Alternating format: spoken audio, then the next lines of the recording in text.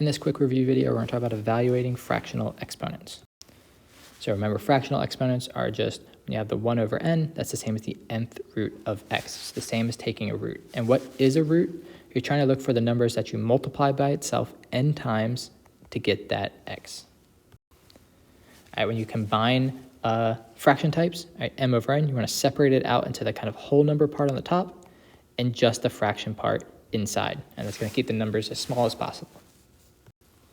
So how am I going to do 81 to the 1/4?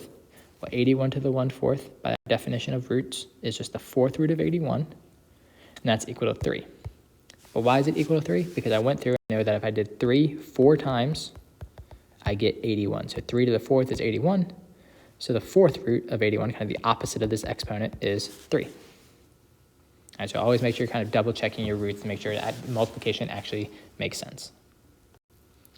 16 to the 3/4. This is a kind of a double fraction with a number on the top and bottom.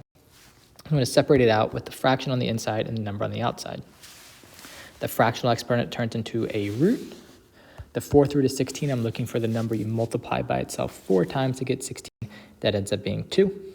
Right, so this is equal to 2. And I have 2 cubed. That's 2 times 2 times 2. That's 8. So my final answer is 8. And 4 to the negative 3/2, again, I'm going to kind of separate the bottom part, the 1/2, from the top part, the negative 3. 4 to the 1/2 is the square root of 4. Square root of 4 is 2. 2 to the negative 3, I want to make it a positive exponent, so I'm going to move it to the bottom of the fraction bar, make it 2 cubed.